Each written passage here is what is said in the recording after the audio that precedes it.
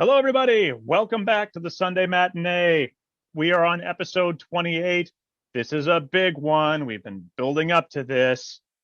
But first, before we get down to all the really fun stuff here, let me go around and introduce the panel.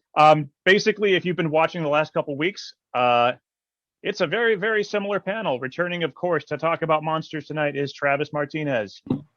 Hey. And my longtime friend and monster expert here. Welcome back, Daniel Draskovich. Hello. I, of course, am Ben Stahl. It is Saturday, April 10th, but you are watching this on Monday, April the 12th. So goodness knows what crazy things will happen in the next 2 days that we're going to miss talking about in the news. But we'll start off with that anyways. So what happened this week? Well, in the midst of all this crazy HBO Max stuff, Godzilla has been very successful, both in theaters and for the streaming service. But Warner Brothers is still undecided on whether they're going to release Dune on HBO Max day and date with theatrical release. I'm hoping we're going to be at a point by October that just going back to the theater is going to be a cool thing. But you never know. It's been a weird couple years, and I don't necessarily anticipate everything's going to be just perfect and dandy by the end of it all. Speaking of streaming, Paramount has announced that we are getting new seasons of Star Trek Picard, Discovery, and Below Decks. So that's good news for all the Star Trek fans out there. And if you enjoy space operas, James Gunn has announced that Guardians of the Galaxy Volume 3 will begin production sometime this year. Hopefully, we finally get that out next year. Meanwhile, back on Earth, the first clip from Ghostbusters Afterlife has launched online. It features Paul Rudd, a throwback joke to his Ant-Man days, and a very familiar character from Ghostbusters lore. So check that out if you are a fan of Ghostbusters. Back to streaming. Netflix has inked a deal with Sony for a first pay streaming deal. So basically, Netflix will have the rights to be streaming Sony movies after their theatrical release, which means we're probably going to be splitting our Marvel time between Disney and Sony because of the whole Spider-Man fiasco. Womp womp. Oh well, everyone has Netflix. And speaking again of streaming and HBO, so Warner Media has announced, and Travis, thank you for bringing this to my attention a couple weeks ago. This story is finally starting to track. Warner Media has announced that exclusive theatrical runs of films will return in 2022. We will not have HBO Max day and date releases. Again, we're starting to get optimistic with getting people back into theaters, and I'm really hoping that's just the way it's going to be. On the Disney and Lucasfilm front, Phoebe Waller-Bridge has joined the cast of Indiana Jones 5 in an undisclosed role, and John Williams is, of course, returning to score the film. This is, of course, excellent news. You know, as long as John Williams is still with us, I wouldn't have it any other way. Now, speaking of the former Indiana Jones studio, Paramount, this is something I had to add to the news last minute. They had to shuffle several of the release dates, including the big highlights seem to be Top Gun Maverick, which was delayed from July 4th to November 19th. And sadly for me, Mission Impossible 7 and 8 have each been delayed a year. So it looks like I'm only going to be getting some Bond this year. No Ethan Hunt. Oh, well. So that's it for the news. I'm going to go around the circle really quick, ask if we've been watching anything. Daniel, have you watched anything special this week apart from the obvious? Just the obvious. Just the Munchkin's birthday is tomorrow, so we've been a little busy over here. Travis, have you gotten a chance to watch anything fun or revisit a classic this week? It is a revisit, but it's just like I remember so little of it that it does feel like a new film. I went back to watch Wayne's World, something I have not seen in the longest time, and just like such a good movie. It is. Excellent. I'm glad to hear it holds up. I've had a few friends recently talk about how they revisited comedies from like the early 90s and sometimes before that, and they'll say, you know what? It just doesn't hold up anymore. So I'm glad to hear that some of them do. I mean, it's not the best held up film, but it's still one of those you can still just sit and enjoy because it's like Right. it doesn't take itself too serious. It's not political. It's not like lowbrow. It's like it doesn't make fun of any groups or anything. It's just two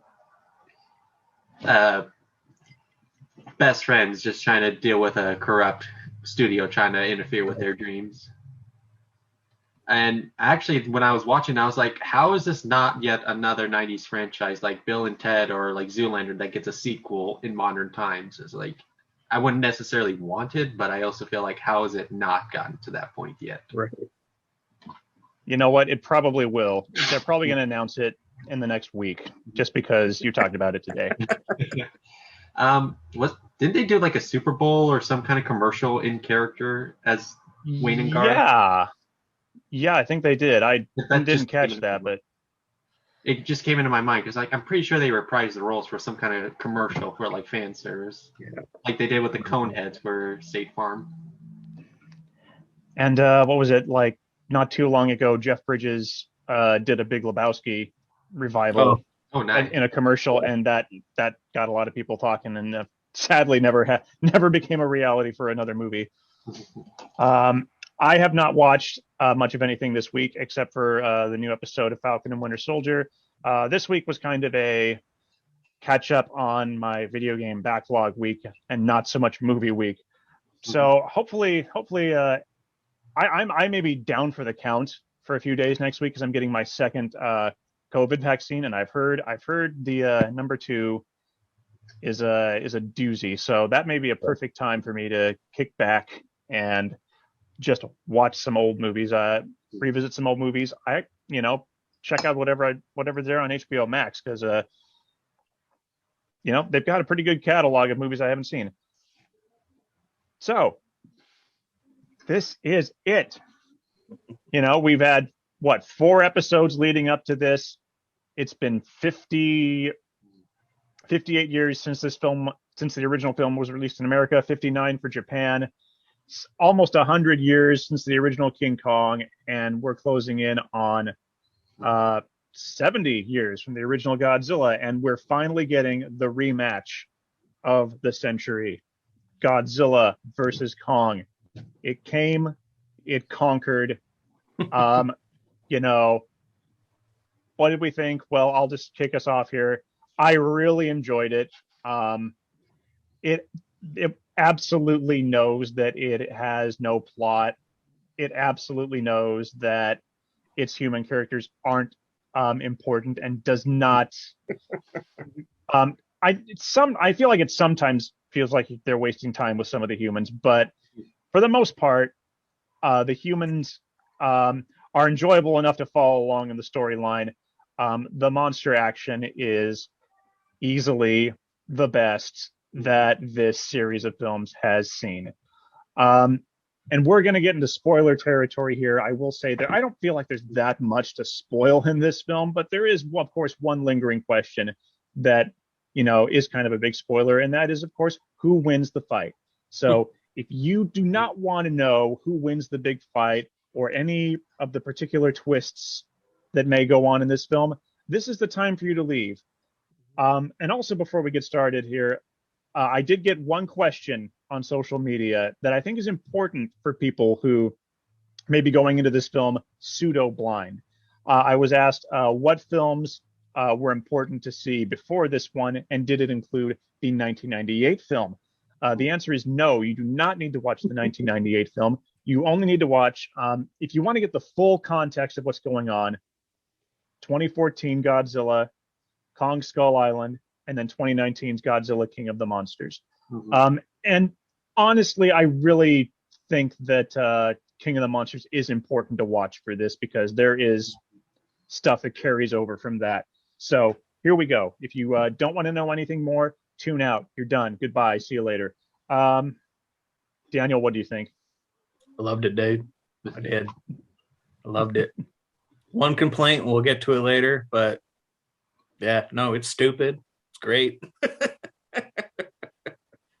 It is. It's exactly. It delivers on its title. That's for sure. Yeah. Yeah.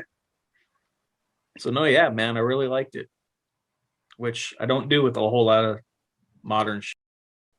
It was great. Travis, what were your just initial gut reactions? Like, honestly, one of the most enjoyable movies, like, in the whole franchise. Like, yes, there are some dumb moments, but it's one of those films that's just like, the film is aware of the dumb moments, and it feels like they're put there intentionally for the fans. Because, like we were saying the other week about Guillermo del Toro, this definitely felt like a film made by a fan for the fans. And that's why I really enjoyed this one. Like, so much fun. Like, had such a blast with every second of it, except for some dumb parts, which we'll go over later. Yeah, it has its moments. Mhm. It it was so interesting to see the evolution of the two monsters in this film. Mhm. I feel like Kong carries over particularly well from Skull Island. Definitely feels like the same character. Mhm. Godzilla felt very different in this film from the last two. Um, Much more agile.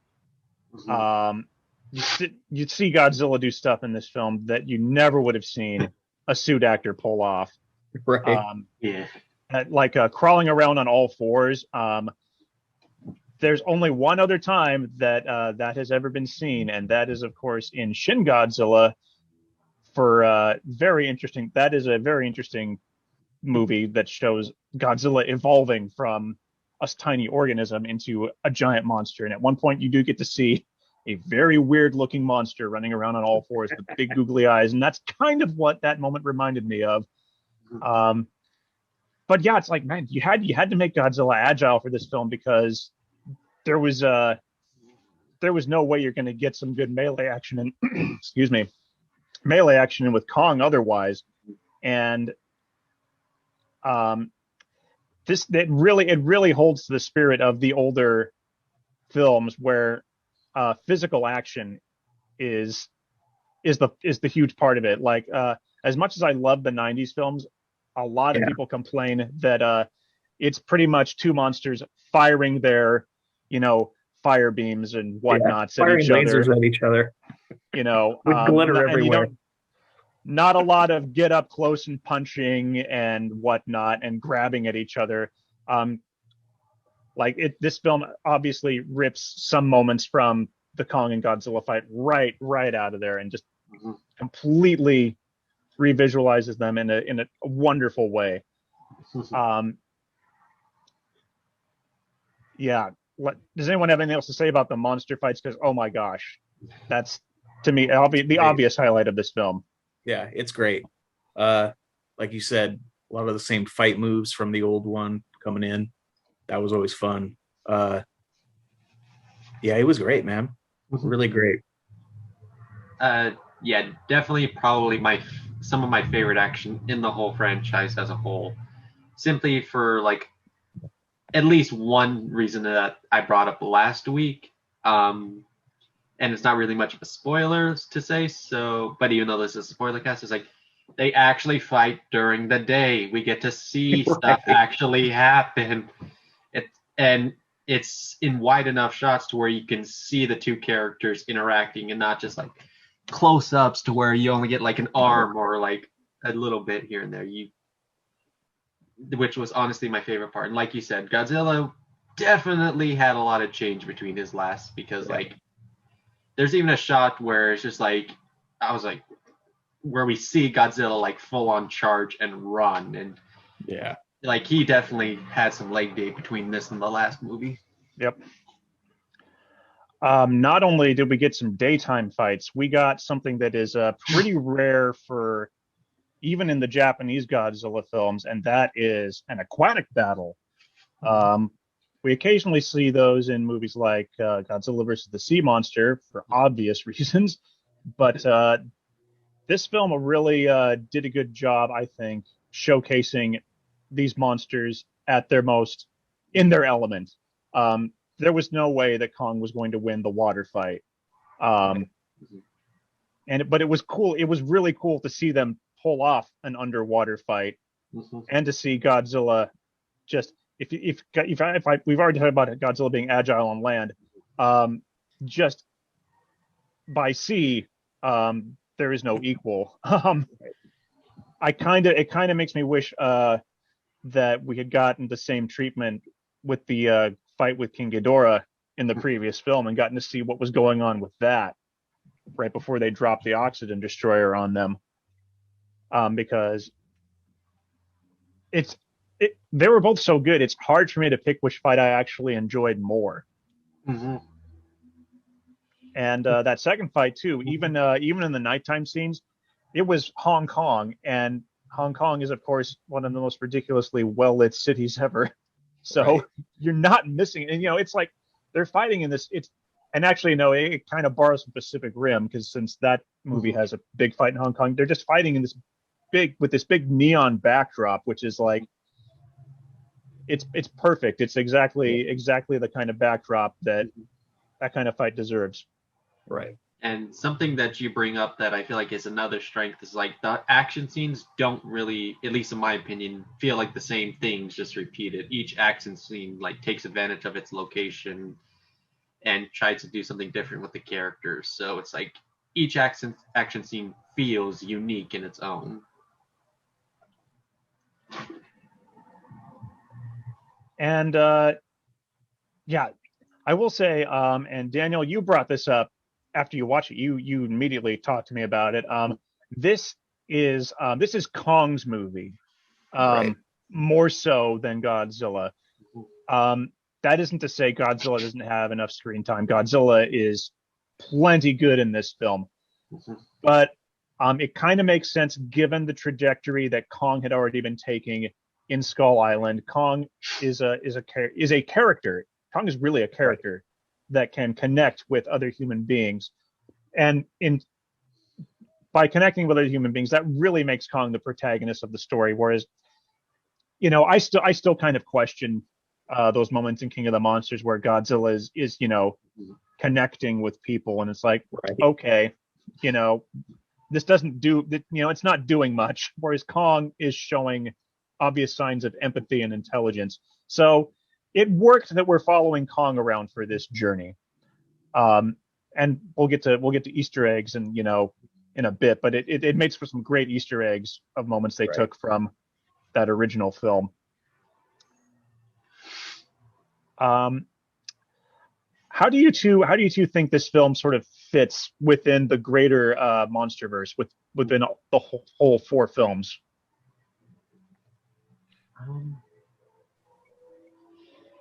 That's just an interesting question to say, because this is the culmination. This is the Avengers of the Monsterverse, where all the characters come together.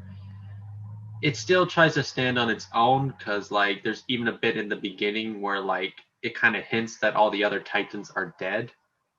So it's just like it's hard to really place it in the universe when it's just like we only focus on Kong and Godzilla already. And like I said, like that little hint that maybe the rest are dead, it's like for me it's hard to really pinpoint how does it fit in there. That's actually, that point to me is really frustrating, because I really wish that not necessarily that these other Titans had appeared, but like I really wish that there had been a sense that that Godzilla and Kong weren't the only two left. Right. Yeah, I mean they have those Titan alerts or whatever. It's like, is it just for Godzilla now? Could they just call them Godzilla alerts? Yeah, and at the beginning there was just like this little montage of all the other Titans, and most of them had like red X's and with little defeated on it. And so far in the Monsterverse, every time a monster's been defeated, it's like it's through death. Yep. And it really is a shame, because at the end of King of the Monsters, you see all those Titans show up and they bow to Godzilla, and it's like, well, why would Godzilla suddenly feel the need to kill them unless he was defending humanity, as has seemed to be the case in these films. He's sort of that, he's sort of the anti-hero of these films, which is why we're just going to jump straight to this. Kong is clearly the protagonist. Godzilla's the anti-hero. So why would these two fight each other? Why does one have to lose? well, they came up with a reason for them to not necessarily be the villain.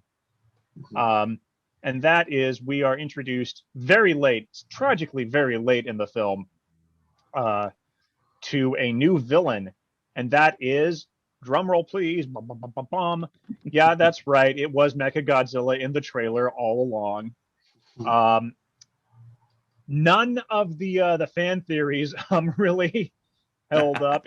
It was never Godzilla in disguise. That's not why Godzilla's going berserk. And Daniel and I, of course, know that would have been absolutely, something they could have done. It's exactly how Mechagodzilla was originally introduced, as Godzilla in disguise. But nope. However, let's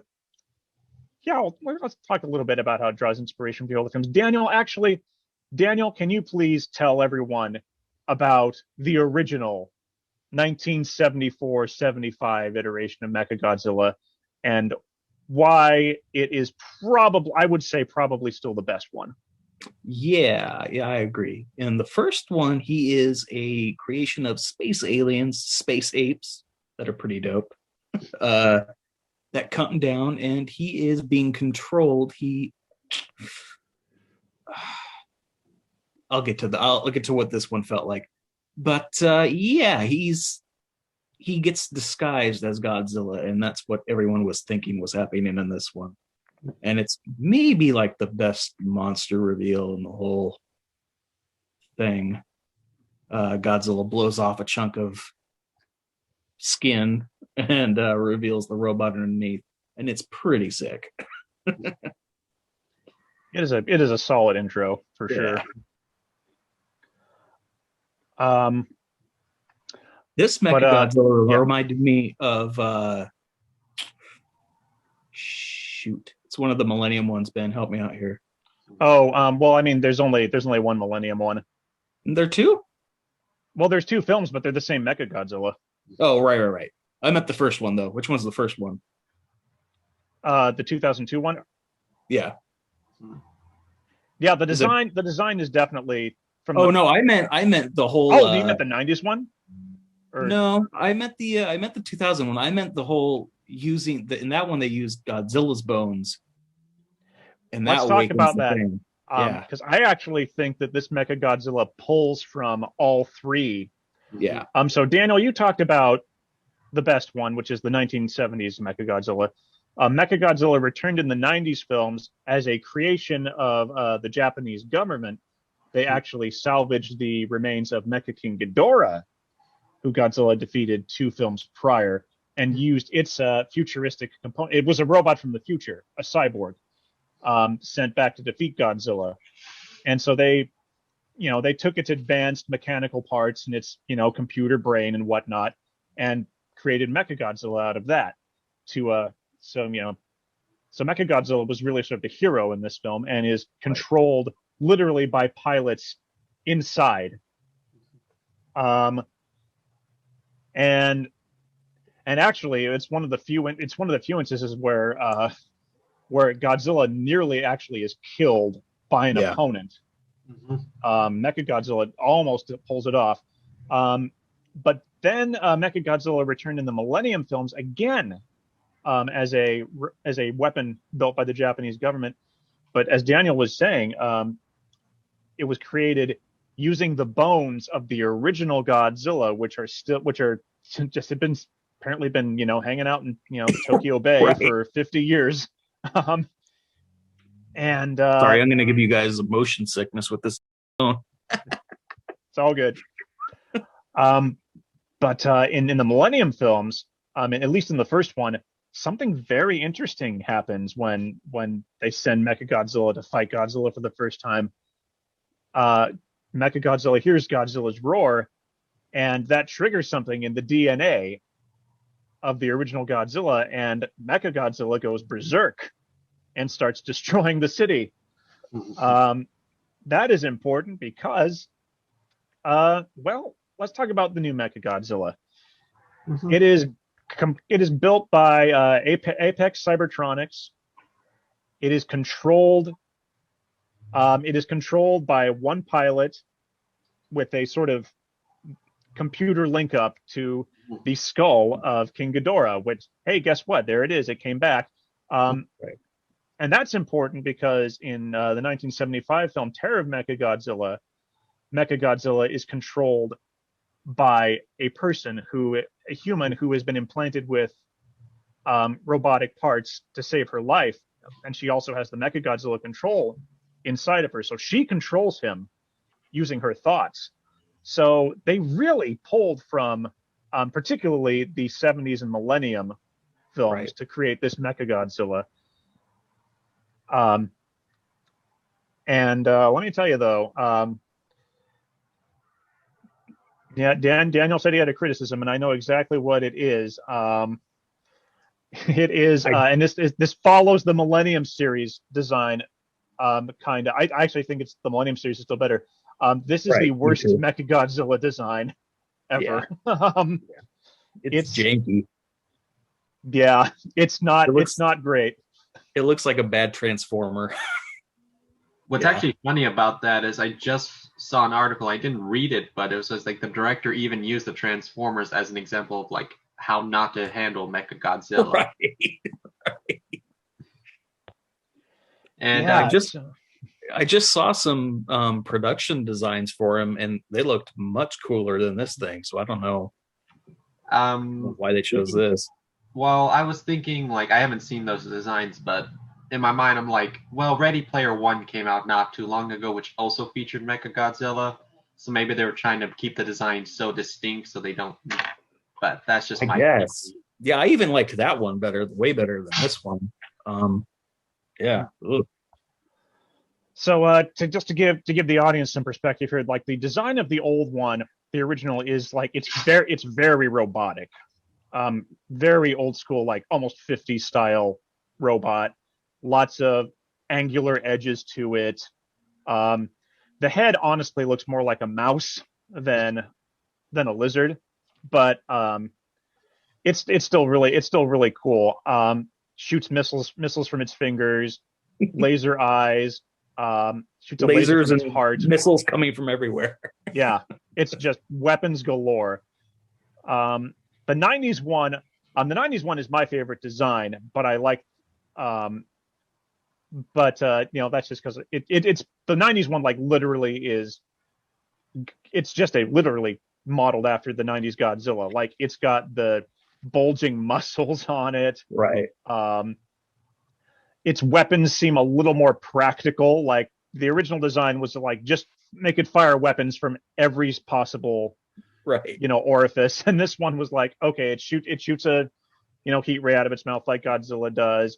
It can fire a couple of missiles, and then it has the G Crusher thing that almost kills Godzilla. And then there's the Millennium one, which is kind of a mix of the two. Yeah. But doesn't quite pull it off. But then there's this one, which is it's very janky. That's a perfect way to describe it. Like it doesn't look like it has any mass at all. No. For me, it always just came off so skinny looking for some reason. You think like if it's going to go up, it's like it would have some bulk to it because like the new Godzilla is very bulky, but this one just seems like very slim. And then I don't know, I think it's the eyes and the mouth that's also pretty weird for me too. Like just how they look, it looks more like a dog just staring off into space or something. Right. And then I don't know what it is, but like the weird like claw hands that it's got. That's really weird. It's like 3 fingers that's supposed to wrap around stuff. Like it looks like Ninja Turtle robot hands. Right. Exactly. Yeah, and I just love that it has no mass. It's super skinny. Like it honestly looks like something that would fall over on a blustery day. Yeah. This thing should not be like the second that Kong and Godzilla start punching it, it feels like bits should be flying off of it. Right. Yeah. I don't know how it's this is supposed to be the apex predator as they call it. but that's like the whole crux of the film, is that Godzilla is trying to hunt down this new apex predator, which ultimately turns out to really just be Ghidorah, Right. with a new body. And that's the thing too, is this Mechagodzilla, of course, goes berserk just like the Millennium Godzilla does, because it is, really has the DNA of the space monster in it. So I really actually appreciate that angle, that they lose control over it, and it is just Ghidorah out for revenge. I thought that was a nice touch. I do remember watching it and thinking to myself, like, it felt like that was what was going on, but they don't clearly establish that it was Ghidorah. We just see some sparks, and then Mechagodzilla is all of a sudden on its own. So me and my girlfriend looked at each other, like, do you think Ghidorah is like controlling him right now instead of the human? So it wasn't like super clear when we watched it. And I think that comes down to another problem I felt with this movie, which also harkens back to something else we were talking about earlier. It's like, it feels like they chopped down the plot to keep it so simple. Like, I think maybe some previous complaints with King of the Monsters or whatever could have been like, it was like so overly stuffed and stuff you didn't need. So it felt like this one tried to trim that down. Because it's just like I said, with like the monsters, like at the beginning hinted that they're gone. I feel like they still could have explained that away, like, oh, they're not getting involved because they're challenging for the title of the what's the term they officially use, like alpha titan. Yeah, alpha. But instead they're let's just get rid of them and that'll keep it simple why they're not there. Right. And then it's just like, all right, we need Mechagodzilla to fight them. Let's just have him be on his own. Right. Stuff like that. I definitely agree that there was some trimming done to this. Maybe not necessarily. It may not have been a post-production thing. It could just be the script was longer and they cut it, because Adam Wingard, the director, has gone on record saying he likes to keep his films under 2 hours. So either he filmed a lot more that got cut, or he wrote a longer script that never got filmed. Right. That could be it. But there's a handful of plot points. One, the character who's supposed to be controlling Mechagodzilla is named Ren Serizawa, and that cannot be a coincidence. I actually pointed this out in my review. Like, he has the same last name as Ken Watanabe's character, Dr. Serizawa, in the last 2 films. That it can't be a coincidence. And the fact that he's there is like, okay, there's got to be a backstory. Like, he's out for revenge on Godzilla for the death of, either his father or his uncle or whoever this Dr. Serizawa was to him. Like, and for Godzilla fans, that last name is just, it's too pivotal for it to be a coincidence. Even if Ken Watanabe's character wasn't supposed to be a callback to the original character, it's just too much of a coincidence. And that character needed some backstory, and frankly, all the villains need the villains. I think were the I can handle some of the heroes having a little less backstory and development, but the villains in this movie were a problem. And partly because I think that Damian Bashir, who plays, let me pull up the cast list real quick. Simmons, Walter Simmons, the head of Apex Cybertronics, he is clearly enjoying the hell out of it. He is clearly having a great time with this character. And it's so interesting that the plot, the ultimate goal of the villains in this film is the opposite of the villains in the last film. In King of the Monsters, they're trying to unleash the Titans and restore a balance to the world because humanity is ultimately destroying it. And this time around, Simmons wants to destroy the Titans and put humanity back on top. And honestly, I think it would have worked better and been more interesting if they hadn't been such overt villains, because the motivation for why he's building Mechagodzilla isn't necessarily evil.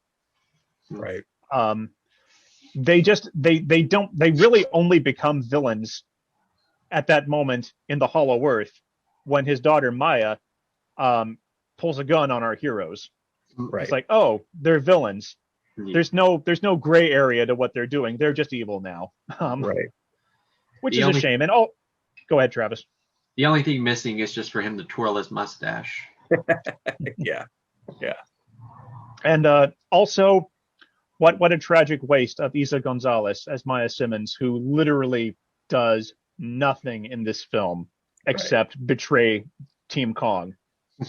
I say it's a shame because I haven't seen her in anything besides Baby Driver, but she was really good in that.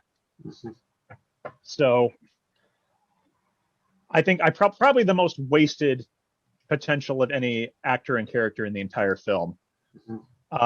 With one exception, and we'll get to that in a minute. Let's actually talk about the cast really quick, because in my review, I said that I really enjoyed the team of Alexander Skarsgård, Rebecca Hall, and Kaylee Hoddle, who plays Jia, the deaf girl who can communicate with Kong, and she is actually a deaf actress. She's great. Yeah, super talented. That trio was really fun to ride along with, and again, it's because they have that communication with Kong. On the other hand, we have Millie Bobby Brown returning as Madison Russell, Julian Dennison from Deadpool 2 as Josh Valentine, and Brian Tyree Henry as Bernie Hayes, the paranoid podcaster, who are sort of following the Godzilla storyline in this film. And their whole story was they were just there to basically be reactive to what was going on, as opposed to driving anything forward, which is a shame, because obviously Millie Bobby Brown is great on Stranger Things, and she's one of the only returning characters from the last film. Basically it was Millie Bobby Brown and Kyle Chandler, the only two who came back, as opposed to King of the Monsters, where pretty much everyone who survived, except for Aaron Taylor Johnson and Elizabeth Olsen, but everyone who was involved with Monarch came back, and Monarch is nowhere to be seen this time around. They're all gone. And on the one hand, I'm okay with some of those characters being gone, but Jie Zhang, who was in King of the Monsters, she actually was supposed to be in this film. Her part was either cut or never filmed. And Jessica Henwick, who is known for Game of Thrones and Marvel's Iron Fist, and has a small part as a pilot in The Force Awakens.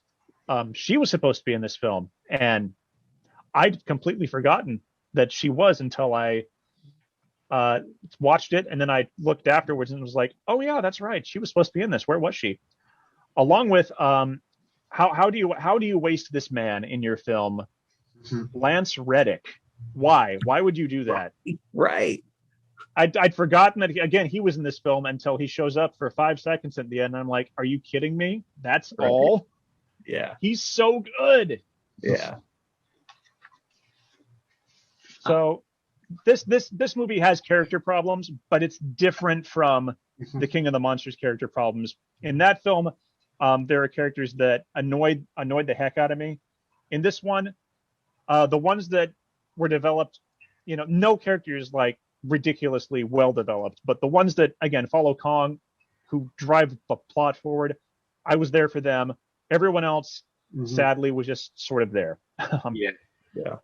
I definitely agree with you with like the Millie Bobby Brown and all them. It's like the entire time I'm just like, I don't care about this storyline they're following. It's not interesting, and it's just like, even like what was you just said, the actor's name from Deadpool 2?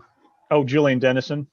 Even I feel like, even if you still need the characters in the Godzilla section to, explain away like what's all going on, his character for me just really did not serve a purpose to the overall plot, other than being a reactor to Millie Bobby Brown and the other guy.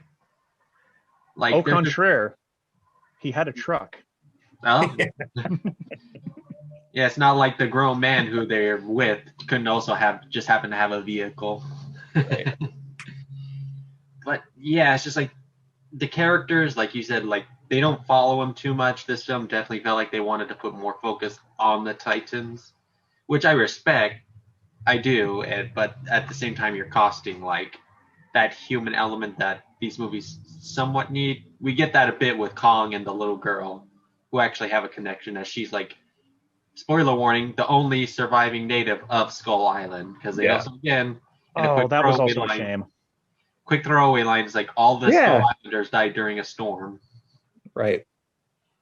They did such a good job establishing the lore with the natives in Skull Island that it really did feel it was a huge shame that they just sort of were able to, just erase all that with, a little line of dialogue.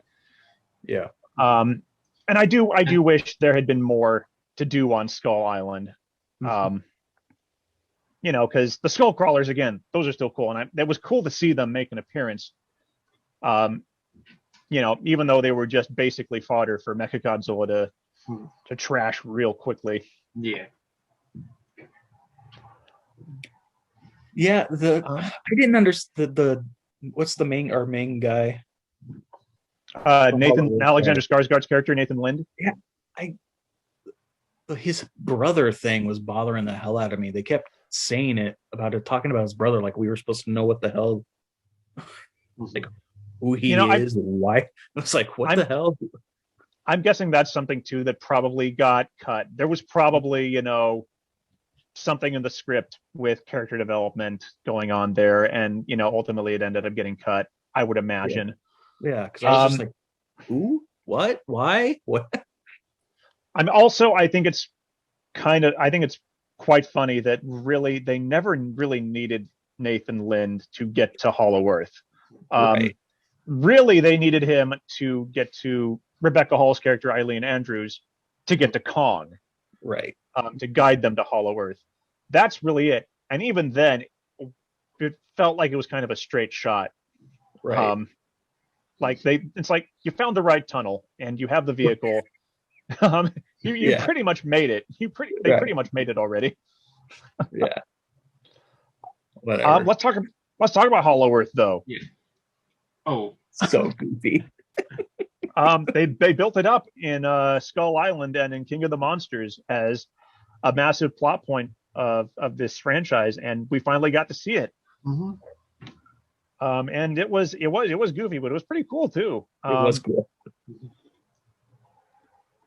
Kind of makes up for the lack of Skull Island a little bit. Yeah.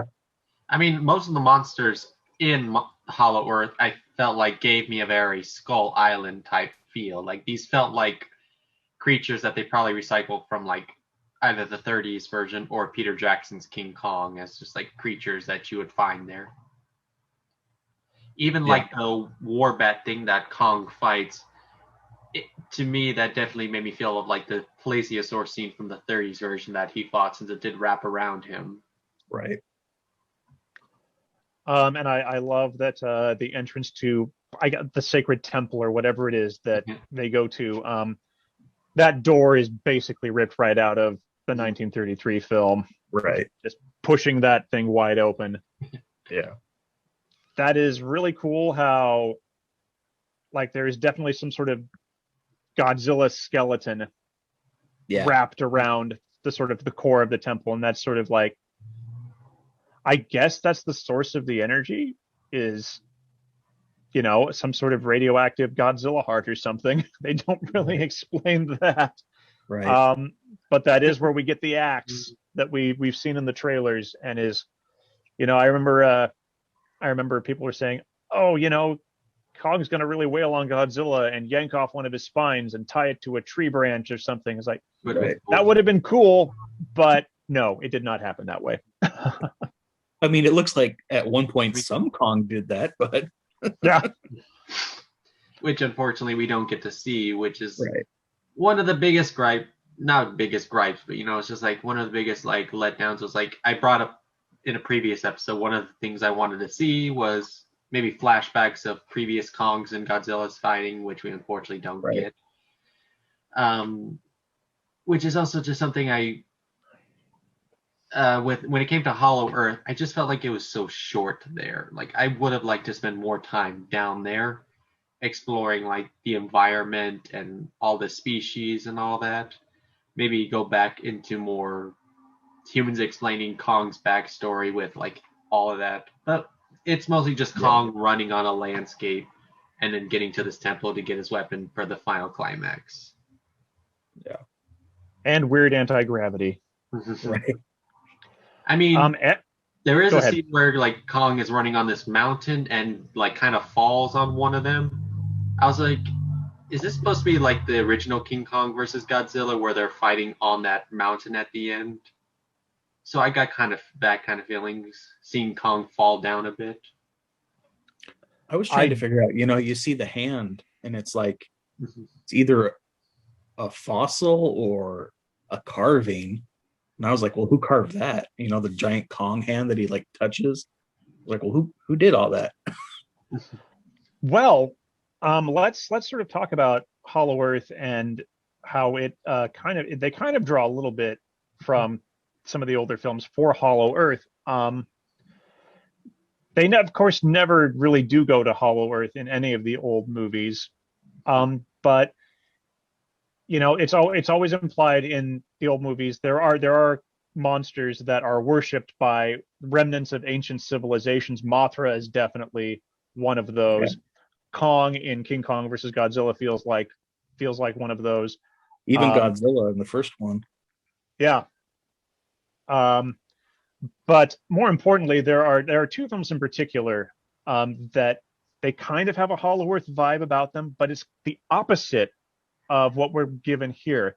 It's that Hollow Earth is sort of a thing that civilizations end up collapsing into. Like in Atragon, you have the Mu Empire, right, which is deep down under the ocean, and then in Godzilla versus Megalon, you have Seatopia, which was supposed to be a remnant of what is now Easter Island, and they're deep down beneath the ocean depths. Right. And they send up a monster because of nuclear testing at the bottom of the ocean. So Hollow Earth is a thing that has been touched on in these old films. This is just really sort of the first time where it's sort of established as this is the place where Titans came from. Right. So it would be fun to know more about Hollow Earth and the ancient civilizations that worshipped the Titans, because that's always cool. Right. What other reason do you need? Right. Shoot, I kind of jumped over this one a little bit. So we talked a little bit about Hollow Earth. I want to go back and ask. So we'll start with Travis. Travis, did the ultimate outcome of the Kong versus Godzilla fight end the way you had hoped or thought it would? Pretty much, yeah. Like somewhat yes and somewhat no. Given previous like versus movies and crossovers, they usually don't tend to have a winner. So I was very iffy on whether or not we were going to see that. So the fact that we got a winner was pretty nice. And while spoiler warning, this is the big one. They have 3 fights, and Godzilla wins 2 of them. I was Team Kong, but I'm okay with Godzilla winning. Kong won the last one, and I think it's understandable they want to establish like Godzilla's title still. But it did do what I was expecting. They teamed up at the end to fight an even greater villain, which is again a cliche of most versus movies. It's like Batman v Superman. They fought Doomsday, and all that. In Civil War, they had to take on Zemo. So yes, like it surprised me with like a definitive winner, but at the same time, it still went into those whole cliches of the franchise that I was coming to expect. That's basically, I would say it's starting to become a crutch for these types of films where you're pitting 2 heroic characters against each other. Like obviously, again, you pointed out Batman versus Superman. For one thing, that franchise was way too early to have Exactly. Yeah. one of those characters defeat the other, so they had to bring in Doomsday to, do the real dirty work and have Lex Luthor really be the one manipulating everything behind the scenes. In Civil War, you have Captain America and Tony Stark clashing over ideologies, but really it's Baron Zemo in the shadows manipulating everything. And this time around, yes, it's Mechagodzilla being manipulated, but and there's really no one manipulating Kong and Godzilla into fighting each other, though. Once Kong breaks loose from Skull Island, or rather is taken off of Skull Island, all bets are off. And Right. Daniel, who were you rooting for? Oh, I'm always Team Godzilla for sure. No, it worked out about what I was expecting. There was a moment in there in the middle. I was like, "Ooh, how are they going to do this?" Because it didn't look like Godzilla was going to win there for a little bit. But no, I was stoked on it. And then they just kind of called it a somewhat truce at the end. It was pretty cool. Yep.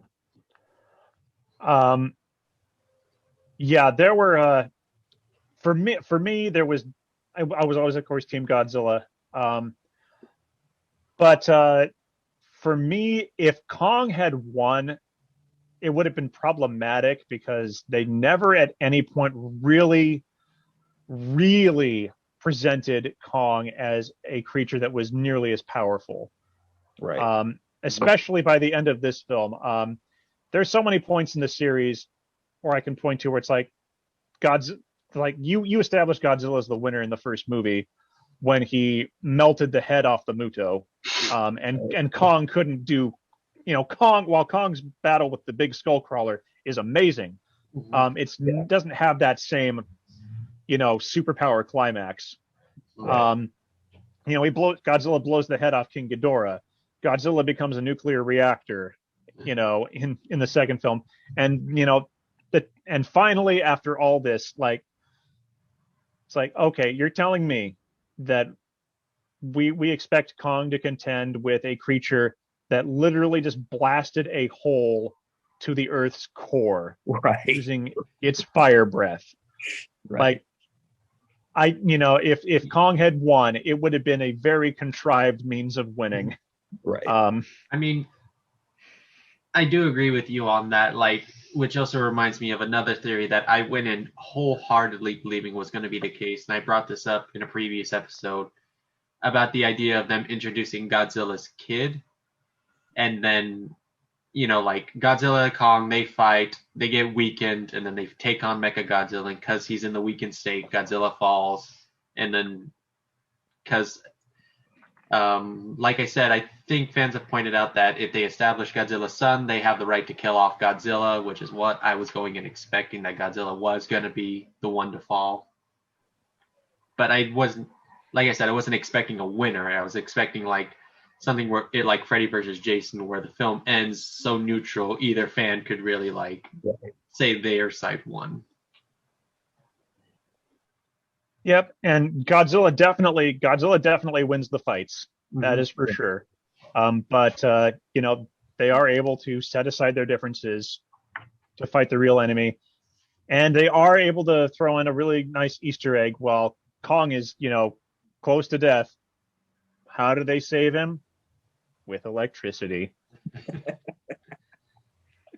is pretty good. So it's a shame that he doesn't have the same ability that he did in the Japanese film, where he could just grab something and zap it with his hands. This film did have really good Easter eggs. Not gonna lie. Yep. In the fight, the moment where Kong takes the end of the axe, and shoves it down Godzilla's throat. That's ripped right out. Yep. Probably my favorite moment in the whole fight. Not gonna lie. Yeah. Yep. Yep. And then they set aside their differences, and there's a Mechagodzilla, and that Mechagodzilla fight is just too short. Yeah. Yeah. As much as I'll complain about the design of Mechagodzilla, more Mechagodzilla is not a bad thing. No. Yeah. I also was just a little iffy when the fact that it was Kong who did the final blows to Mechagodzilla. I'm like, let him have some hits in there, but it's Godzilla's enemy. Let him at least take the final blow on that. Right. But I guess like Godzilla won, so we gotta let Kong do something really cool at the end too. You got to give Team Kong a reason to cheer. Right. I mean, it was still bad to see because, like, again, like they highlight the fact that Kong's more agile, like, and mobile. Like he does jump on Godzilla's back multiple times, and he can actually like use his arms, thumbs, and all of that to really like mess with somebody as opposed to just hitting it with like atomic breath or something. And I do, which actually is something I want to bring up. I do like how they explain away how his atomic breath is not an automatic win for Godzilla because the axe absorbs Godzilla's atomic breath, which was a nice little thing to keep it at least somewhat even for a bit. Yeah. Still, though, he punches a hole in the earth. I mean, that is, correct me if I'm wrong, Daniel, but that has got to be like the most powerful Godzilla moment ever, right? Like, yeah, apart from like nuclear meltdown mode. Right. Yeah, I can't think of anything that crazy. Like, even in Shin Godzilla, when he pulls off his big nuclear breath scene, he doesn't punch a hole through the that's the one I was thinking of, and it's like it's maybe more menacing looking, but I don't. And that blast must have been so powerful for the fact that Kong could literally jump through there and fit it. Yeah, because it wasn't just like a single thin beam. This was like a big, like at least like 3 or 4 Kongs could fit through there at the same time. And what happens at the end? What do they do with that? What do they do with that big hole? It's like, well, shoot. Now we have an easy. It's like, well, that's how we get to the Hollow Earth at the end of the movie. Is we just go back down the hole. Yep. Don't have to go through that weird gravity well and get and vomit. They do say like the Tower of Kong, whatever, falls on it from Hollow Earth end, but that's not going to keep humans out. Right. Yeah. We've talked about a couple Easter eggs. I think the most obvious ones are, of course, Kong on the raft, ripped right out of the original film, and the airlift, which they showed in the trailers. And honestly, in this film, looks a little more realistic than balloons. I will say though, like this, and this is a minor complaint, but like this film, at times the breakneck pace is great, but sometimes the breakneck pace is it just comes at you and you're like, whoa, how did we get here? Like, and this happens in a lot of Kong movies. Is Kong's on a raft? How did we get him on the raft? Right. How did we get Kong in this airlift? Right. But I can suspend the disbelief, but like it would be a really impressive scene to show. Like, they showed it in the original. They showed him tying them up to balloons. Right. I want to go back to that fight too. The fight on the water. It's just so good. It is great.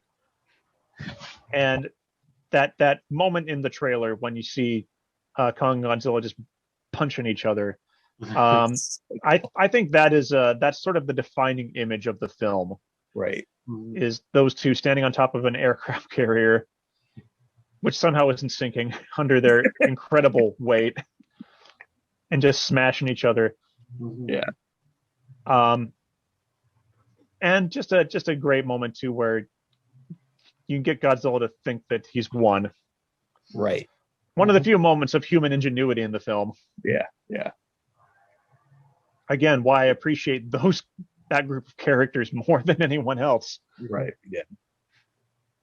And speaking of sort of these monsters having characteristics, I love that Godzilla like sneers and taunts. Yeah. That's it's not much, but it's enough. It's like, okay, these two they really do have a grudge match going on in this film. Right. Yeah. One of my favorite moments in the whole movie, and it's like also a dumb moment because it's like it's out of character for it's something so unexpected for the character that we've seen so far. But like after Godzilla does some atomic breath, Kong's like trying to run away, avoid the breath at all costs, gets hit by it at the end, and then all of a sudden Godzilla has like a little chuckle laugh. He's just like he full on laughs. It's not just like a little Right. noises or something. He's there like huh, huh, huh, huh, or whatever, and you're just there like. At least he didn't talk like in that one Godzilla movie. Oh gosh, which one? I mean, there's definitely more than one. The one that I think I'm thinking of the one where it's just like it's the kid's dream, so we just see the entire time him and like his son speaking full sentences. Oh yeah, that's there's a better There's one. another one. There's in Godzilla versus Gigan, and unfortunately, the best version of it only exists in the Japanese version, in particular on the Criterion disc, is the only way you can really watch it. Now, I think you can YouTube it, but yeah, the story focuses on the protagonist is a comic book writer, and at one point, Godzilla and Anguirus actually do talk to each other, and they're it's monster talk. You can't understand it. In the Japanese version, they get the little comic book speech bubbles. And in the American version, they take out the speech bubbles, but they mix into the monster speech really, really weird English. So it's a wacky moment. Yeah, the 70s were a weird time for Godzilla. the first time my kid saw that, she was like, "What is going on?" But back on topic, really did enjoy like their interactions between Godzilla and Kong. Like they did, like I love the different personalities they gave them and all that. Do wish we got to see a bit more of Godzilla do more than just like attack cities, which is nice. I did like seeing him portrayed as kind of like a villain, which you don't really get to see in many Godzilla movies nowadays. But I don't know, just maybe a bit more scenes, just like developing him a bit, like they do with Kong. Yeah, I get it. It's tough to do that when Kong is a much, obviously, as we've talked about, a much more relatable character. It was, how many movies in did it really take for Godzilla to really start becoming a relatable character in the Japanese films?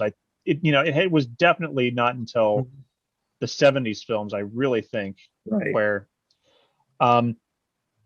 and the closest they got was actually in the 60s was this does loop back to Kong, is Godzilla versus the Sea Monster, where Godzilla has that kind of moment with one of the women in the film, and does that Kong-like thing where he protects her because the script was written with Kong in mind. And it was one of those moments where, once again, that they couldn't get Kong. So it's just like, okay, fine, we'll just throw Godzilla in there. Yeah. Makes no sense. They even wake up Godzilla using lightning in that film. Right. Yeah. So yeah, they tried so hard to get Kong back several times.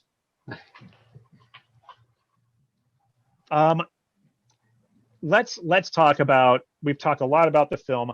Let's talk about, first off, does anyone have any lingering questions about this film, whether it's connecting back to the previous film? I've already talked about where did Monarch go? Yeah. Travis, you touched on what happened to the other Titans.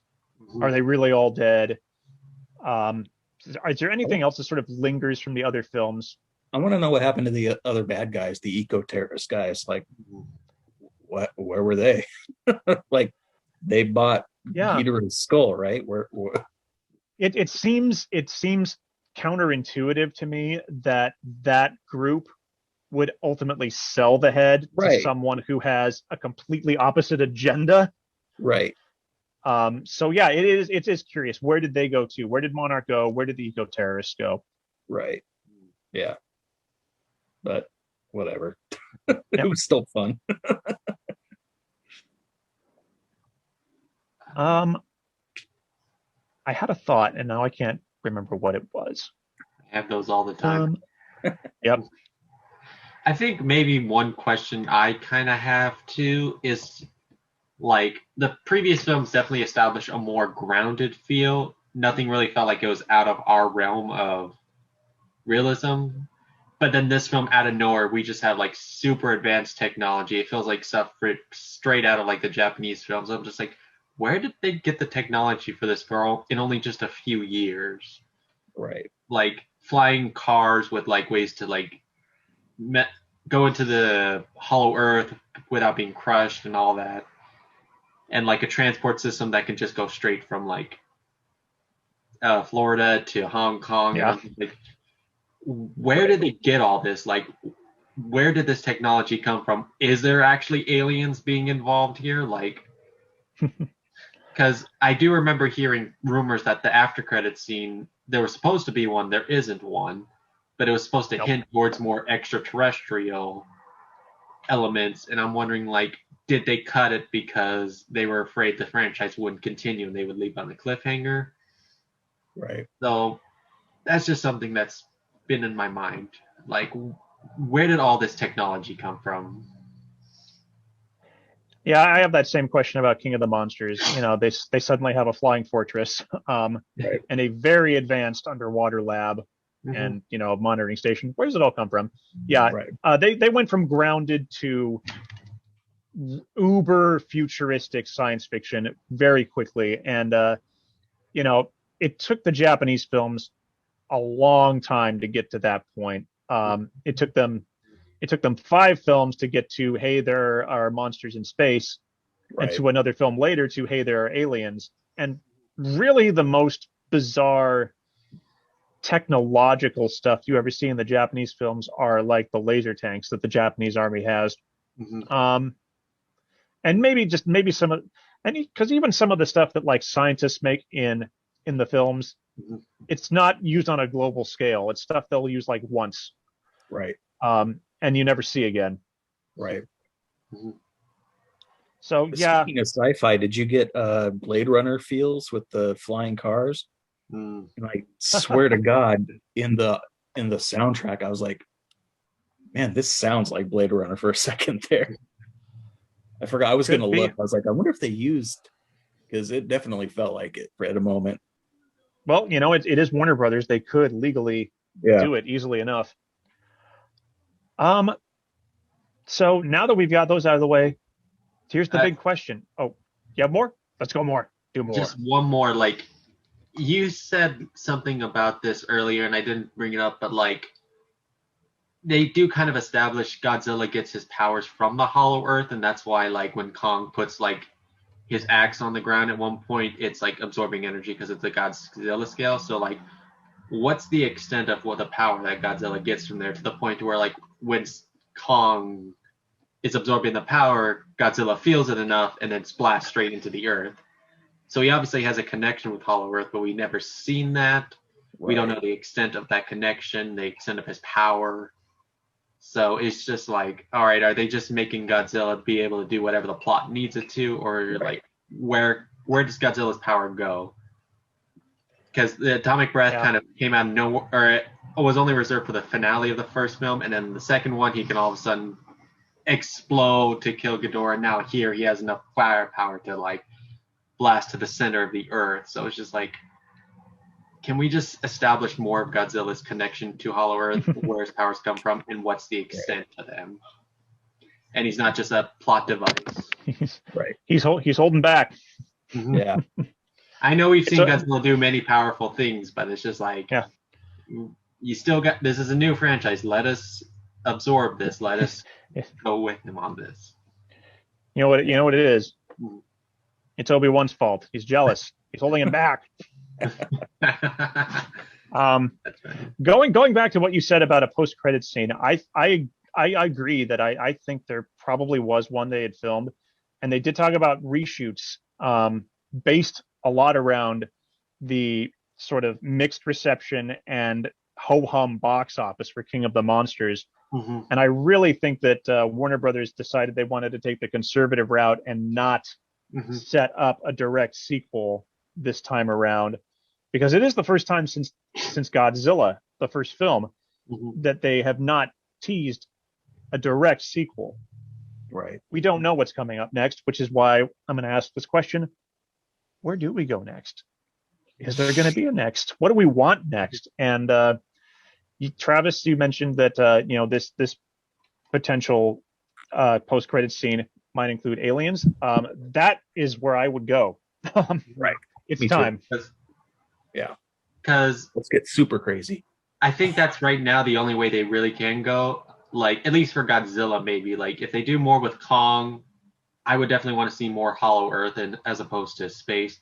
I feel like that'd be a good way, like, to establish they're each like kings in their own domains. Like Kong's king in Hollow Earth, but Godzilla's king of the surface. Because I also heard something else from the director saying like they did film the post credit, but they still included it in the movie because it didn't allude to anything. But at the same time, when I heard that, I'm just like, I'm getting very much like theatrical Justice League, where they were talking about how good the movie is, and then years later they talk about like, oh no, it was bad because they're under contract that they can't really like talk the movie. Because like I said, like I feel like space is like the only way to go with Godzilla, because you kind of establish the rest of the Titans on Earth that may not even be there anymore. So it's just like you got to bring in something, and I feel like with Ghidorah being established already in space, it already establishes there could be other Titans on other planets. Yeah. Because honestly, I would love to see Desarroya or like characters like that make an appearance. That character would be, if they stick to its actual origins. They have set it up. They actually have. Right. But Daniel, and let's go ahead, Travis. Let's get. Sorry, and just one more thing they could go with. It's just like we talked about Pacific Rim last week, and this film did establish that they can now make giant robots. So right. If they want to try to like maybe retcon, maybe they can also try to incorporate or say like, I don't know, do this generic parallel universe merging or whatever. Right. I think like Pacific Rim crossover could be a nice way to do. I think I would even be all for a standalone film that's not part of the series, that is just Pacific Rim versus Godzilla. You know, it could just be a film that stands apart from both series. Right. Just so they can do it. Right. But Daniel, can you please tell us some of Godzilla's notable space-worthy space adversaries that aren't King Ghidorah, since we've already been there? I mean, the one that pops right in is Gigan, and you could really do something with him and Ghidorah like being somehow connected, because they both have the gold, at least in the classics. You know, they both have the gold scales. You could do something cool with him. Like he's looking for his brother or whatever. That would be cool. Yeah. Gigan's the one that pops up just because of the look and everything. It ties in perfect. Yeah. There is actually one other monster. There are two, but I'm not going to count one of them because you kind of have to go through some gene splicing to get to this point. But another monster from the 70s that I often forget is from space, and that is Hedorah, the smog monster, is actually a space creature. I'm looking at him right now. That's what I keep looking at. So, yeah, in that film, a monster comes down from space and it grows more powerful by absorbing the pollutants that are created on Earth, particularly smog from smokestacks. That movie is basically just in your face, a whole movie about don't pollute the Earth. Right. Couldn't be more obvious. Gigan is cool because Gigan's got the crazy beak, the absolute scythe, claws, and just the buzzsaw chest. Yeah. Gigan could make for a bloody fight if they wanted to. Right. And can fly. Yeah. There is a third space monster, and we've talked about space, but we haven't talked about is, and this would bring in one of my favorite monsters, is genetic engineering. Right. That is how a lot of the 90s monsters turned out. The first being Biollante, which was created using a hybrid creature created using Godzilla cells with the cells of a rose. And it starts out looking, and a human. Right. And it starts out looking like basically a giant rose, and then turns into a monster that is basically Godzilla with weird, like, green plant skin and a long alligator mouth, and spits acid. And that monster, and eventually just sort of, I don't know what you'd call it, like, sort of whooshes off into space. I don't know. It doesn't really fly. It just sort of, and there's a lot of glitter involved. Yeah. It's one of two ways that this final monster could have come about, and that monster is Space Godzilla, which is created when the cells of Godzilla came through a black hole and emerged on the other end after crystallizing in a white hole. And it's basically Godzilla with gigantic crystal shoulders and really hideous fangs. And that's a cool fight. I don't think we're going to get Space Godzilla in the next film, because you have to go through some hoops to get to that point. Right. But genetic engineering is possible. Destroya is possible, because that is a creature that emerged from sort of the after effects of the Oxygen Destroyer after 50 years. Right. And they used it, so they used the Oxygen Destroyer, so it's possible. Right. It might be kind of, I don't know how this would turn out, but I think since they already established Ghidorah and robotics, Mecha King Ghidorah would just be fun. Even I thought that's what they were going to do in this one, to be honest. I did too. It was like, it was sort of, it felt like it was what they were trying to hint at in that post-credits scene. Right. But instead, this works too. Yeah. I mean, they could establish, like, because I know Ghidorah is just like been used by aliens before. Like, if they want to bring it in, just say like, oh, they came to get back like pieces of Ghidorah, and then like they saw Mechagodzilla and they decided to combine the two. Right. Then, of course, there's also the possibility that they can just create their own monster this time around, again, like they did with the Mutos. I think using iconic characters is going to bring in more of the classic fans for sure. And gosh, the only problem with trying to connect classic monsters with aliens is you really are limited to Ghidorah and Gigan. Right. It's those really, for as often, or Mechagodzilla, but we've just been there. Right. The aliens really didn't have a lot of creativity. They always seem to go back to Ghidorah, no matter how many times, how many different races of aliens showed up. It always seemed to be Ghidorah. Right. It's also, I think it'd also be fun to bring back, we just talked about how, some of those other Titans are dead. We could get another Mothra egg.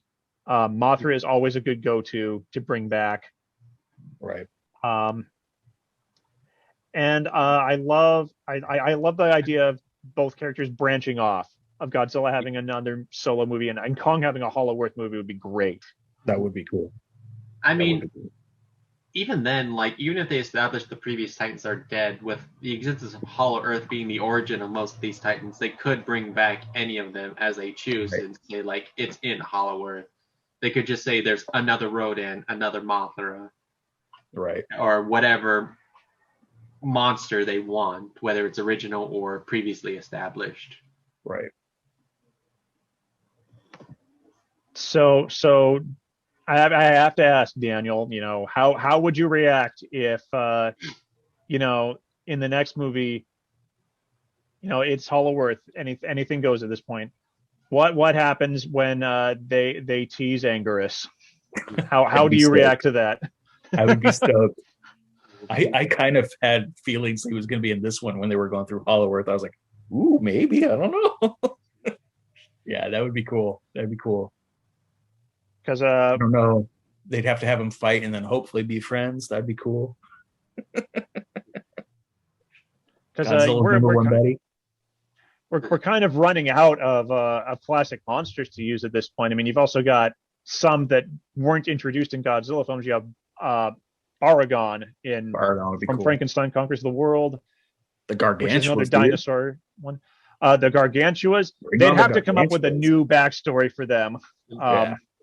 Because if you go with the Japanese films, they're weird. They're very Right. weird. Right. You have to. If they want to, like, with Godzilla versus Kong, it's just like they already want to, like, make fans happy with these crossovers. Maybe they could do the ultimate crossover now that fans have wanted for so long. Godzilla versus Gamera. That'd be dope. That would be dope. amazing. If And they manage to get the rights. yeah. Yeah. Because it's not even the same studio. It would Yeah. cost them so much money. I imagine that would be like, they'd have to get a really good deal on that because they're already licensing Godzilla. To license Godzilla and Gamera from Right. two different studios, that would be Mhm. crazy. Right. It would, but at the same time, I feel like that would just be the ultimate fanboy That'd be thing. dope. Yeah. And realistically, the only, apart from using other Godzilla characters, the only other major fight you can do at this point, because none of the other studios monsters stack up to Gamera. No. No one's going to care if they bring in Yongari. Yeah. Daimajin. Although that'd be kind of cool. No one's going to care if it's Gorgo. Right. Right. At this point, unless you're doing more Godzilla monsters, the only way to go bigger than Kong is Gamera.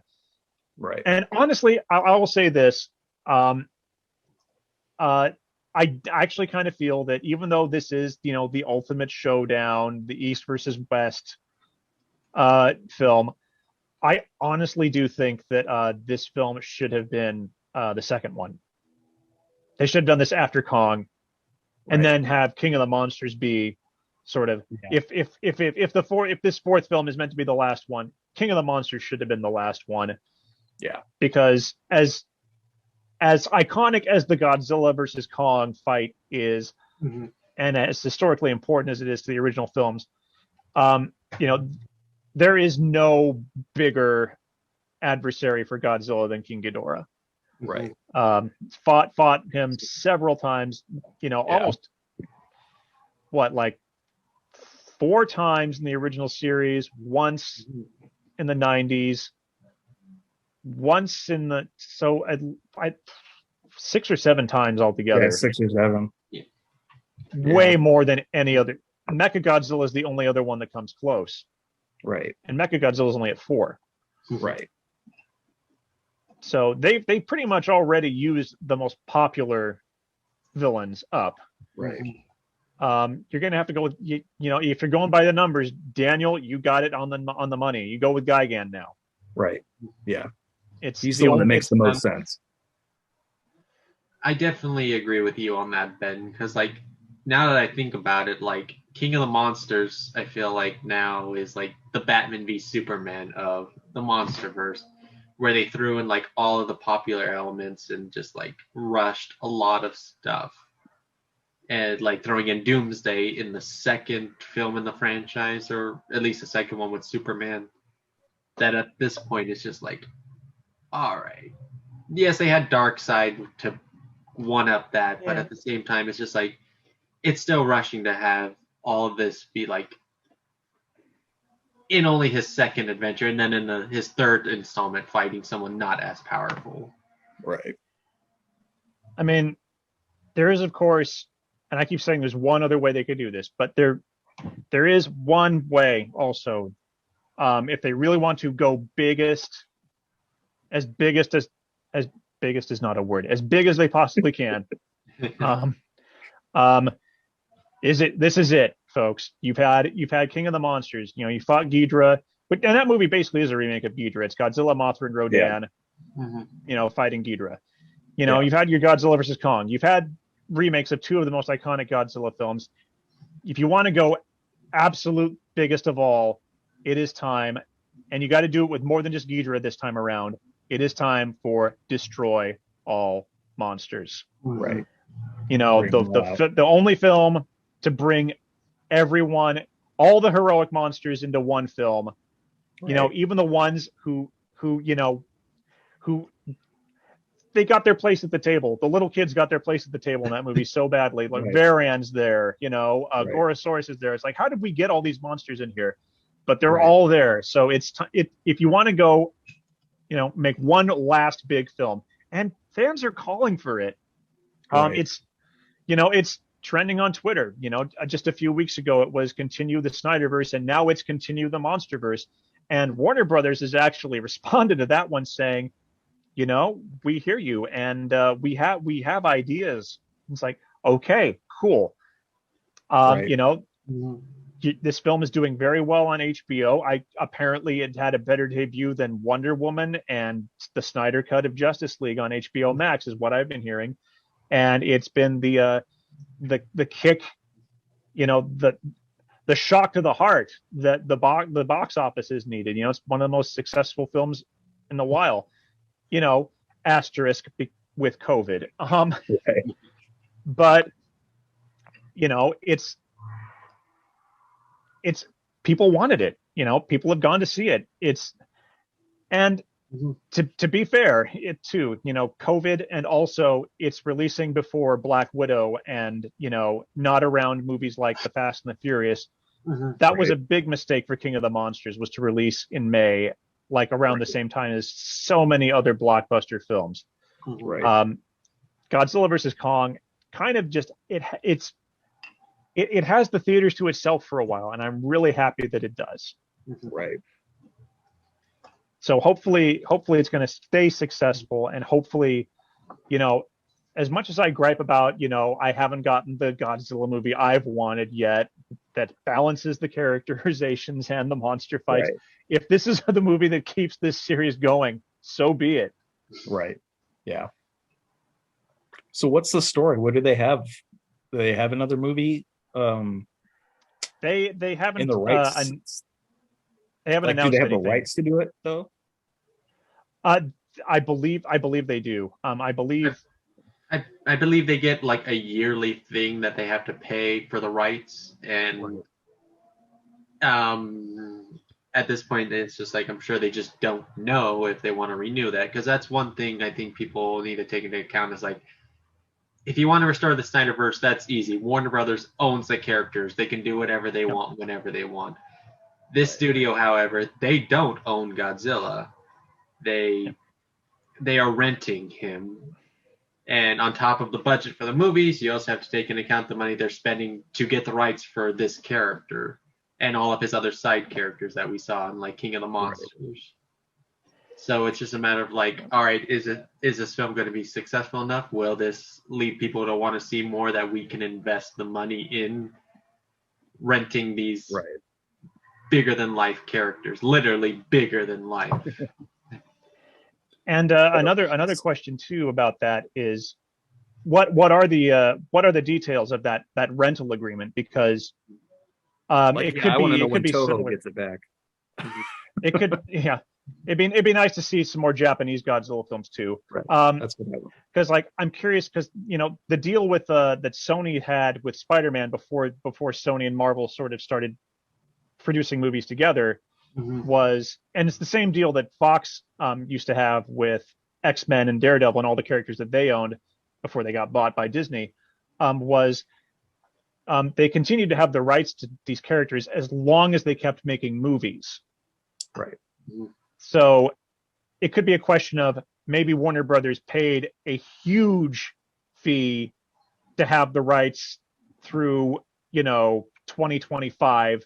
And if they don't make another movie by 2025, the deal's up and it goes back. I don't know the details, but yeah, it is very important to understand that, you know, these are borrowed monsters, most of them. Yeah, and so, not every contract's the same, so it's just like, just because like we know the deal with Sony and Marvel and all that doesn't mean we know the deal with Toho and Legendary.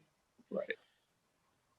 Because But Toho, I know Toho is very protective of their franchises. Because I even know like some YouTube channels that review Godzilla movies get immediately taken down because they don't like people using clips of their movies.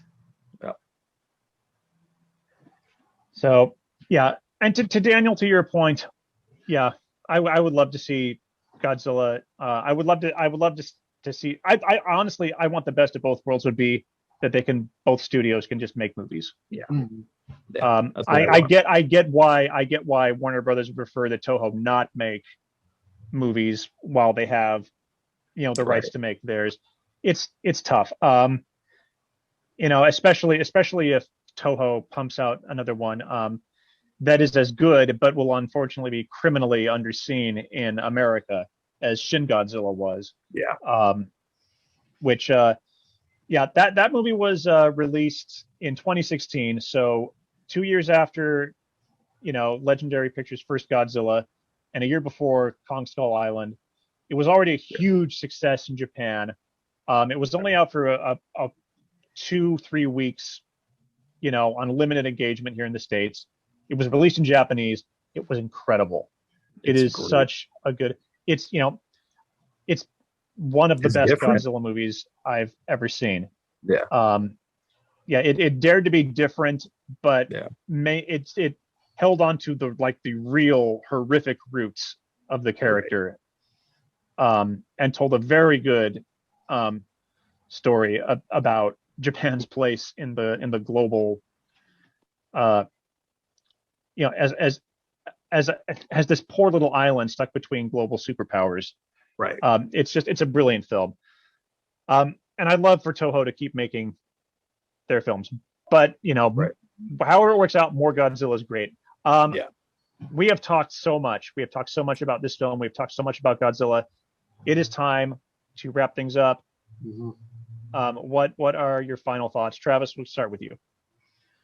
My final thoughts, is this a good conclusion to the franchise? Should they choose to do that? I feel like it's a decent enough conclusion. It's could have been a better conclusion to a franchise. A lot's left open and a lot that was set up and just thrown away that would have been great to be expanded upon. But again, if they have to end the franchise here, I think it's decent enough. It's a super fun joyride. It's a lot of dumb moments, but again, I feel like since it's so aware of the dumb moments that it embraces it, that you can just sit there and have a good time. It's under 2 hours, so it's just you never feel like you're looking at your watch to be all God, will this end? You're just there. You're just there to have a good time, and that's what you're gonna get. The film delivers on the title, which very few versus movies ever do. Right. And overall, I do think it's still, even on a standalone way, a really enjoyable movie. To that point, it is a 2-hour film, and you're right, it never feels like it. This is a film that never feels like it drags. No. I did not. It's a 2-hour. It has the opposite of some really annoying films. It's 2 hours. Feels like it's maybe 90 minutes. Mm-hmm. Right. They're not wasting your time. No. Daniel, what do you think? Final thoughts. Bring on more Godzilla. I hope they do more. People got to understand you can't take these movies too seriously. Yeah, it's two giant monsters fighting. It's dumb. It is, but it's awesome, and I want more. I hope they do one more. I want them to do one more big one, because like you said, King of the Monsters feels like it should have been the last one. So I hope they do go out with one more big one. Bring everybody in or something. Do something crazy. But yeah, really enjoyed it. Really liked it. Been looking forward to it for a long time. So it delivered. Yep. I think, Daniel, you and I connected the dots. It was the moment when Godzilla happens in 2014. We're excited. You and I are stoked. We see it together. We agree. This is how an American Godzilla movie should be made. This is great. This is good. Kong Skull Island is announced, and at the time, Legendary Pictures has split from Warner Brothers, and they have their own they have this new contract with Universal, Right. and they're going to make a King Kong movie with Universal. And it was the moment where Warner Brothers says, "Wait, back up. We know that you've kind of split from us apart from this Godzilla franchise. Can you co-produce this Kong movie with us?" Right. They didn't say at the time, because we want to make a Kong versus Godzilla movie.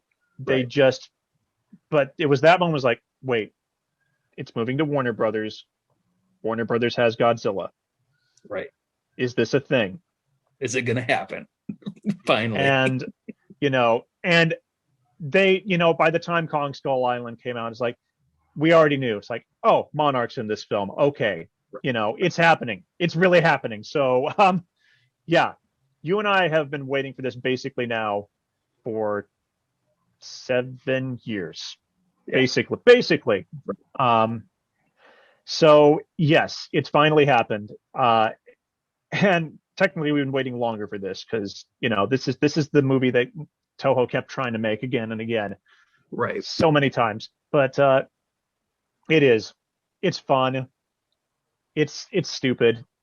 It's not the Godzilla movie that I want. For me, a film that is more grounded and realistic, like that first Legendary film, that's my ideal.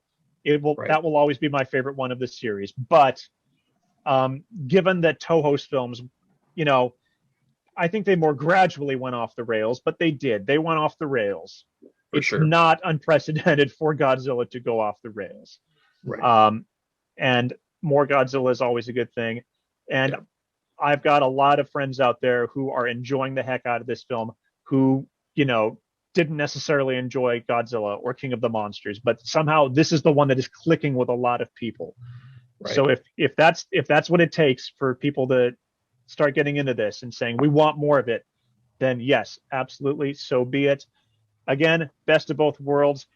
Toho's making them, Warner Brothers is making them. Heck, honestly, I would think it'd be really cool one day if, when the Warner Brothers contract finally expires, if Toho wants to license it out again, I think it'd be really interesting if they licensed it out to like a European country.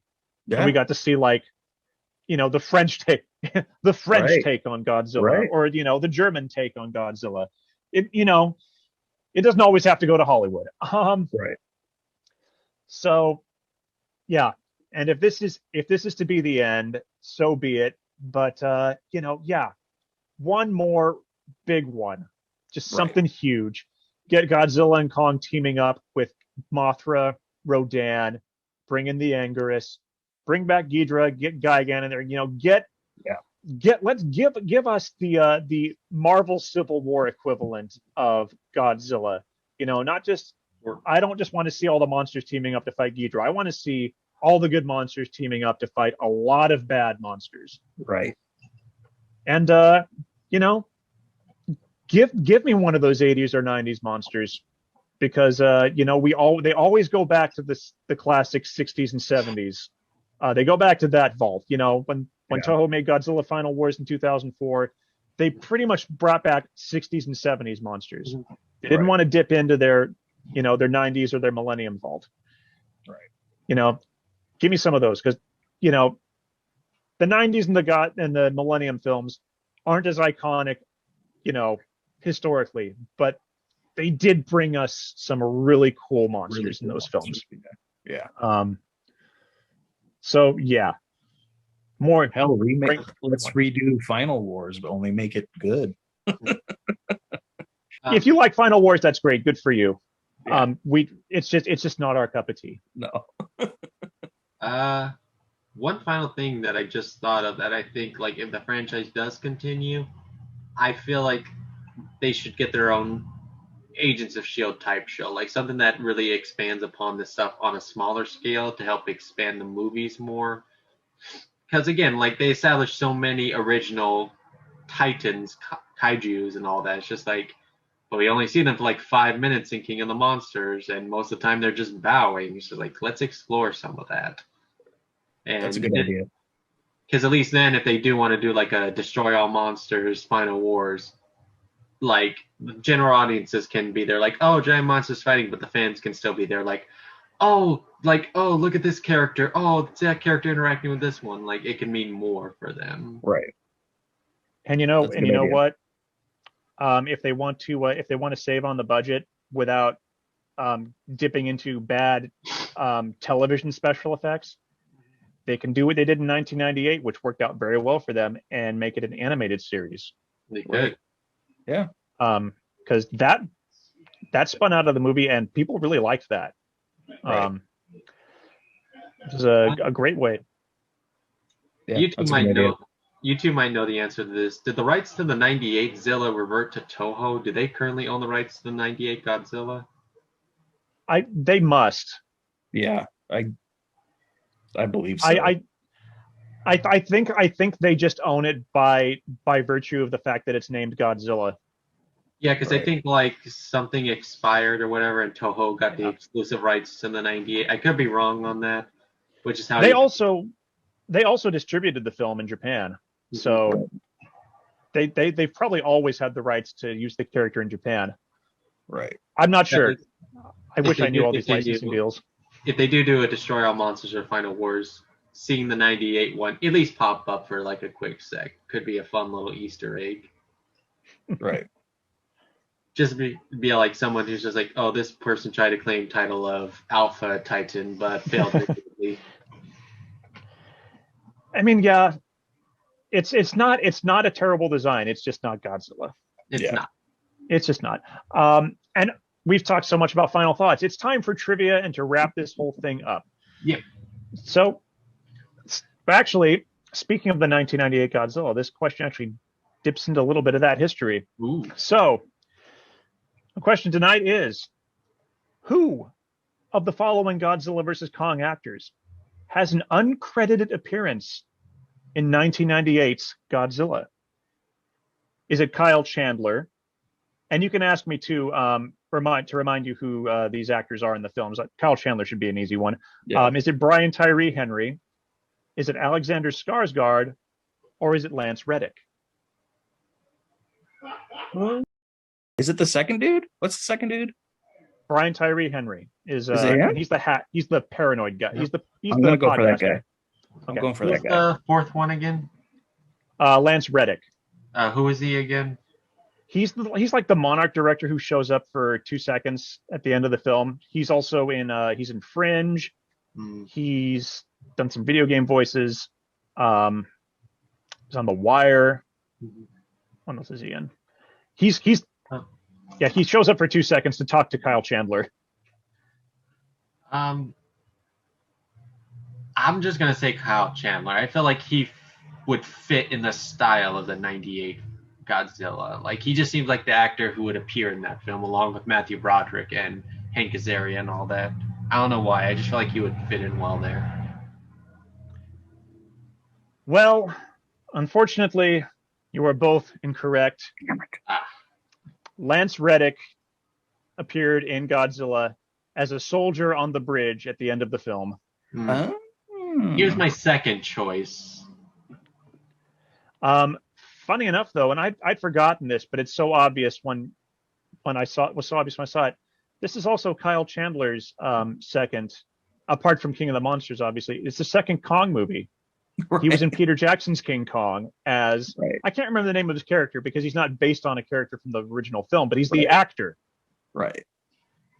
Yeah. I remember now, like I remember him swinging into the insect pit with the machine gun and saving everybody. What a ridiculous moment! But yeah, that's that was Kyle Chandler. Second time around with monsters. Third if you count Super 8. Yeah. It's just such a darn shame that he could not get a better role than he got in Super 8. He's so good in that one. All right. So, my goodness, this has been a crazy couple weeks exclusively covering Godzilla and Kong on the show.